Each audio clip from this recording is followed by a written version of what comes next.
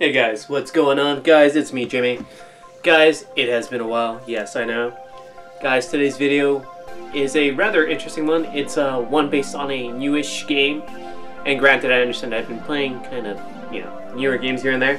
This channel is meant to be retro focused, but here we are. But let me say that one more time. This is a game that I played not too long ago, and I've actually greatly enjoyed. Played it a few times over. In case you can't tell by the title of the video, the game is 1980X. So without further ado, let's jump into some gameplay, I guess, so you can see on screen, even though there's really not much gameplay. Let's roll that footage.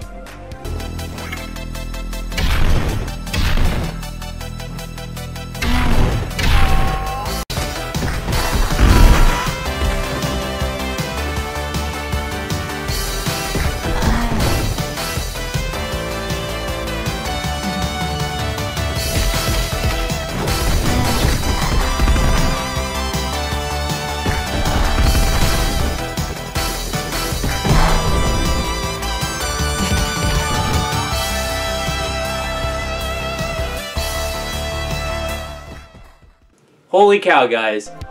So, right off the bat, the first thing you can notice in this game is that the pixel art style is absolutely gorgeous, guys. In that video you just saw, it just looks absolutely beautiful. The game looks and sounds absolutely amazing. It's absolutely stellar, guys. And I guess we should jump into the gameplay of these things. So let's hop right into it. So, I can't really talk about the gameplay without talking about the story at the same time. So this is going to be kind of a weird melange of the two. And so let's actually talk about it. So story-wise, I can't really tell you much about this game, mainly because this is a game that's more of an experience than anything else. The gameplay does vary from place to place, and it actually plays more like a, I guess, a movie more than anything else. Like a movie, like, holy cow, like a movie with choices. Granted, you are on a set path. Your character is a kid, as you can obviously tell in the game, who wears some Converse on screen, which, let's be real, those are very obviously Converse, because they're sure as heck ain't ponies.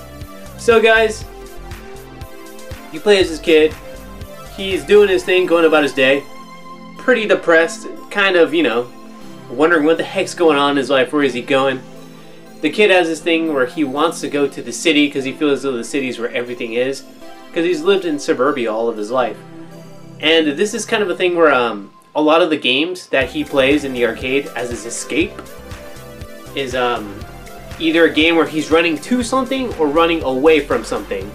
It's either he fights something and runs away, or he fights something and he's running to it, or something like that. One of the biggest,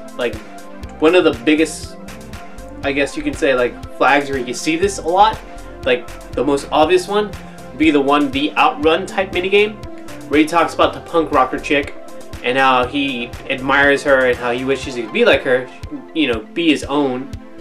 And it's completely fascinating because, yes, you literally play Outrun, and this kid is driving a car going towards the city, and that's exactly where he wants to go. There's also another one as well where that's really on the nose, which is the dungeon crawler portion of the game, where every time you defeat an enemy, a quote will appear on screen, and they get, I'm not gonna lie, some of those quotes get pretty real, and it's like, whoa, what the heck, kid? Like, I think we've all been there, man. Like, damn, this game does kind of hit you in a place. So it's absolutely interesting. There's also another one where he's running away. I think it's called Shadow Play, if I remember correctly, is the minigame, and it plays like an endless runner, but it's not really an endless runner. It plays more like a runner, I guess. A runner with an end. You're running towards the exit of the stage, and then towards the final phases of that game, you're actually running away from a giant beast, only to be gobbled up by that beast at the end of your trek. So, as I say, there's a lot of that in this game where you're running away from something or running to something. So, yeah, like, there's really, like I said, like, I can't really go too much into detail of like the gameplay of the game, because let's be real, the gameplay that is there in the game is there, But because each game is really, really short, you're limited to about like maximum like maybe 10-20 minutes per game at most. And you're not allowed to fail any game with the exception of one game that you can fail. But I mean, honestly, you just pick right back up.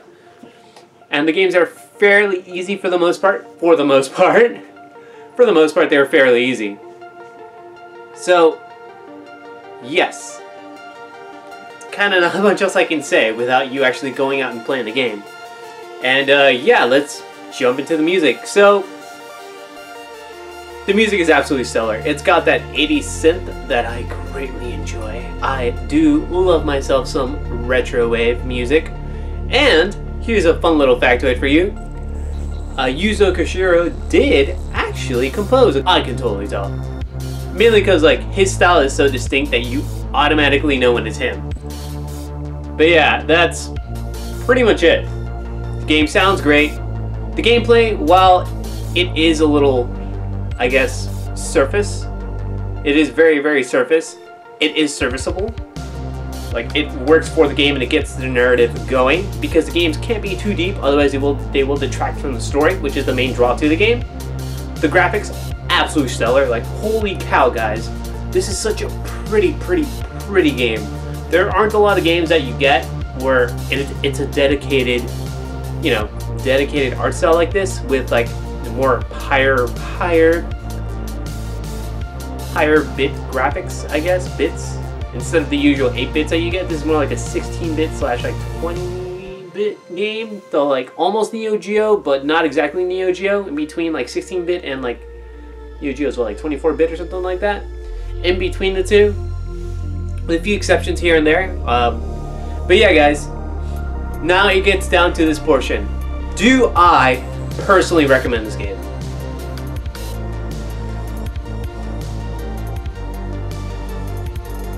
Yes, in case you couldn't tell, I generally enjoyed this game. I highly recommend it. This game is fun to note that it was a Kickstarter game from a couple years ago. Obviously, it got funded. It was released on the PS4, PS4 and PC first, and I believe Xbox One. The Switch version did get a port a little bit down the line, which is how I played this game. And for the price that you pay for this game, I feel as though it's more like paying the price to watch a film that you get to own. And honestly, I highly recommend this game. I highly recommend you go in blind as well. Don't watch anything except this review. Keep watching this review. But go out, buy this game, play it, enjoy it, and let this game hit you right in the feels, because you do feel for this child. And by the way, Maya Tuttle does an absolutely stellar job as the kid. So guys, without further ado, remember that you're loved, you're beautiful. Thanks for tuning in, guys, and remember to stay absolutely radical, right guys?